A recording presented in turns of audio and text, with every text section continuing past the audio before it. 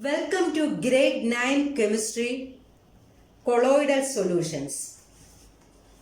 You have learned that in a true solution, the particles of solute are uniformly distributed in the solvent and they cannot be distinguished from each other even under a powerful microscope.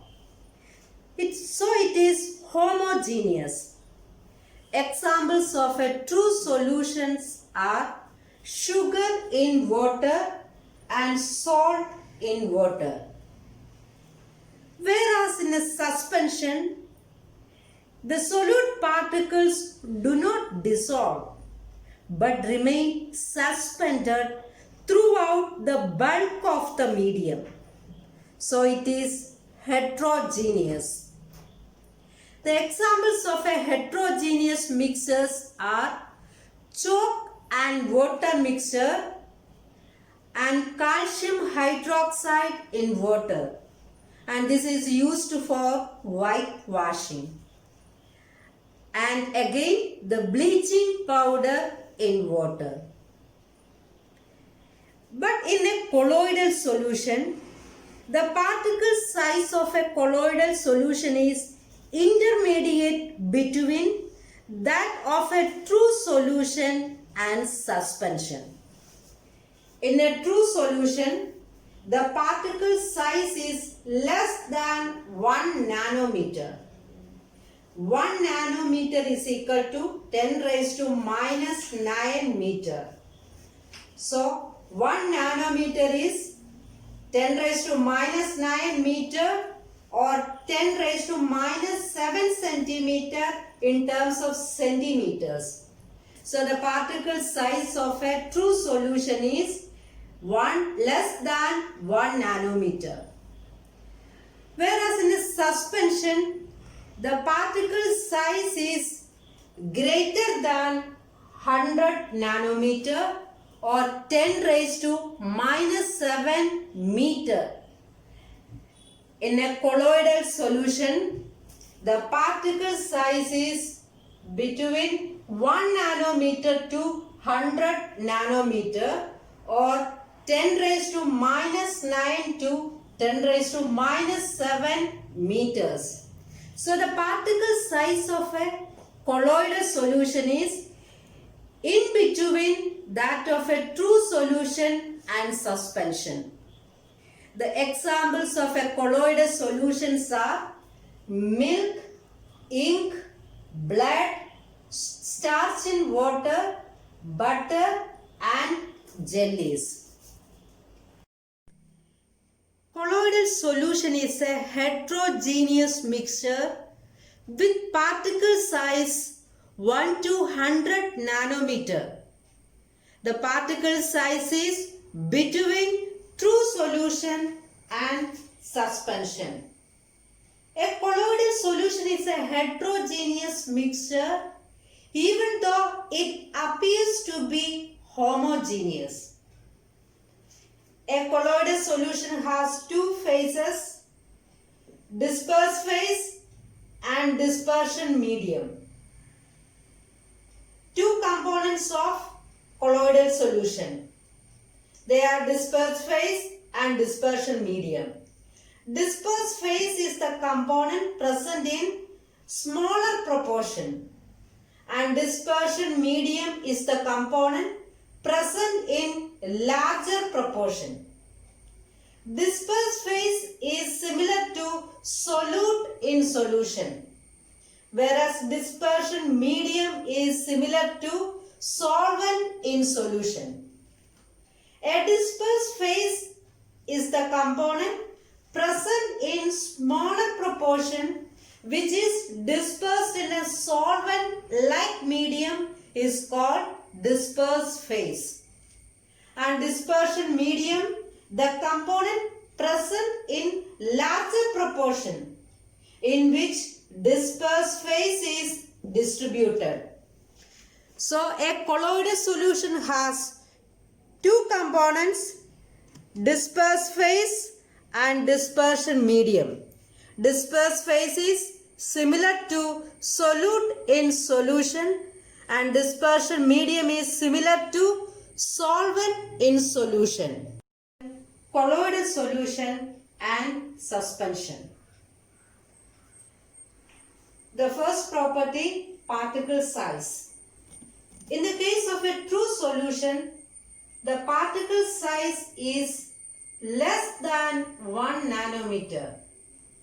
We know that 1 nanometer is equal to 10 raised to minus 9 meter or 10 raised to minus 7 centimeter. The particle size is very small.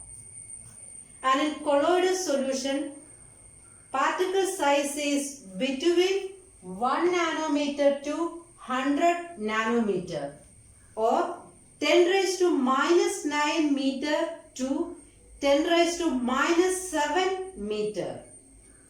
And in suspension, particle size is greater than 100 nanometer.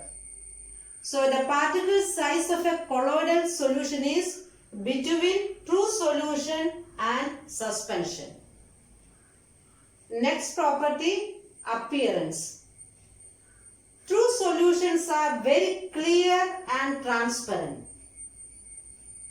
Light can easily pass through it. Whereas in colloidal solution, it is translucent, means semi-transparent. In suspension, it is opaque, not transparent at all. Third property, nature. A true solution is homogeneous, means it has uniform composition, whereas a colloidal solution is heterogeneous, not uniform composition. And in suspension, it is heterogeneous. Fourth property, setting of particles. True solution, the particles do not settle down, so it is stable. And in colloidal solutions, particles do not settle down and it can be settled down by centrifugation. Centrifugation is a technique used for separation of smaller particles, in which the mixture is rotated at very high speed so the heavier particles can settle down. And in the case of suspension, its particles settle down on standing. It is unstable. Fifth property, filterability. The true solutions, the particles pass through ordinary filter paper. And in colloidal solution also, particles pass through filter paper.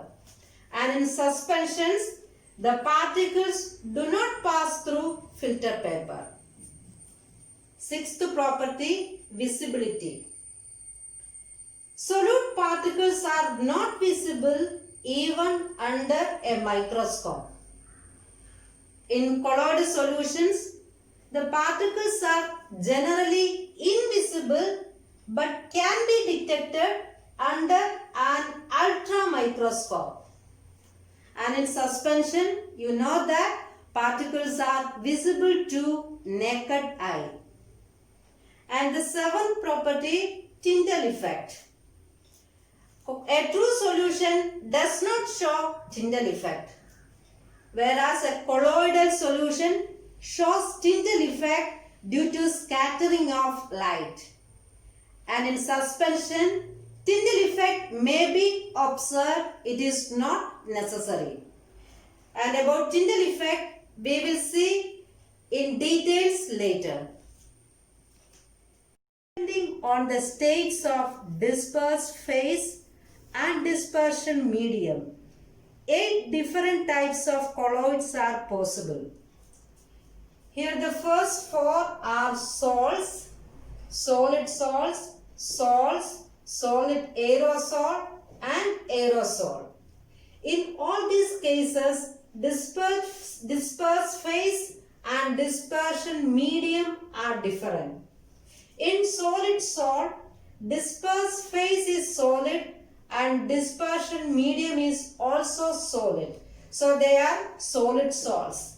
For example, colored gemstone and milky glass. In salts, disperse phase is solid and dispersion medium is liquid. Examples: starch, white of egg, blood, gelatin and latex. In solid aerosol, you might have noticed smoke and dust. Here the carbon particles are distributed in air. So disperse phase is solid and dispersion medium is gas. That is solid aerosol.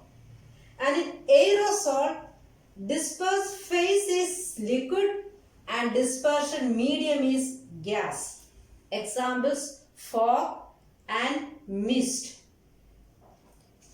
and sprays also. Now let us see what is a gel. In the case of gel, disperse phase is liquid and dispersion medium is solid. Example: all jellies, cheese, butter, curd and shoe polish. In emulsion, both disperse phase and dispersion medium are liquid. Examples: milk, face cream and cod liver oil. And in solid form, disperse phase is a gas and dispersion medium is solid. Example: rubber. And in form, disperse phase is a gas and dispersion medium is a liquid. Example: soap, lather and shaving cream. Now let us discuss the properties of colloids. The four properties of colloids are Brownian movement, Tindel effect, Electrophoresis and coagulation. Let us see the first one, Brownian movement. The colloidal particles are always in a state of motion. They hit each other and bounce back. They always move in an irregular way called zigzag way. Because of this collision, the particles always in a state of motion. This movement is called Brownian movement. The second property is Tindel effect. You know that when a beam of sunlight enters a dark room through a small hole from the window, the path of the light becomes visible and dust particles present in air can be seen in the ray of light.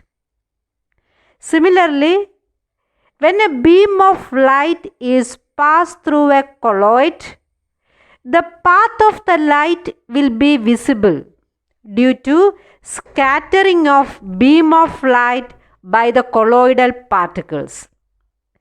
This special effect is called Tindel effect. The path of the light is visible due to scattering of light called Tindel effect. Now let us see the third property, electrophoresis. You know that the colloidal particles possess a charge, either positive charge or negative charge. This positive charge is attracted towards the oppositely charged negative charge electrode, and the negatively charged particle is attracted towards the positively charged electrode under the influence of an electric field. When an electric field is applied, the positively charged colloidal particle move towards the negatively charged electrode and negatively charged colloidal particles move towards the positively charged electrode. This movement of colloidal particles is called electrophoresis. Then the fourth property, coagulation.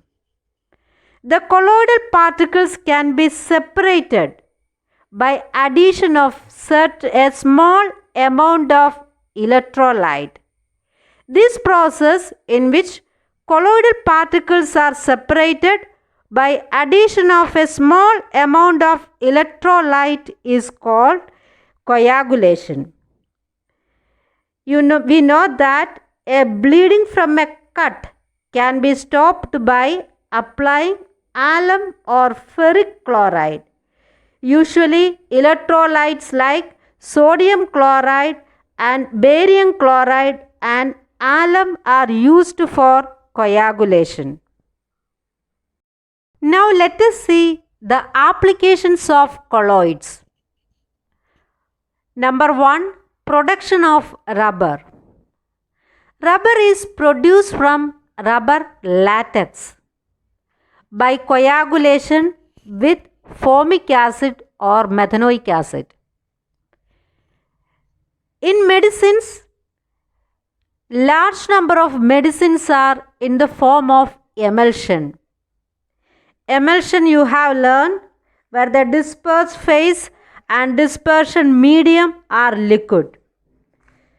So these medicines in the form of emulsion are easily absorbed by body tissues and hence they are more effective.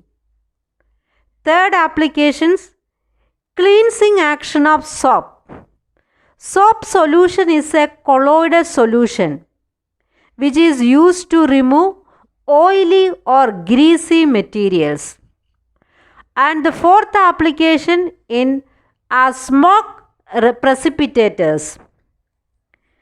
Smoke precipitators are used in industries to prevent air pollution. Smoke contains carbon particles. These carbon particles can be precipitated or coagulated by applying electric field. So, the pollution of air by the smoke coming out of chimneys of industries can be prevented. And the fifth application in preparation of paint and for extraction of metals. Thank you.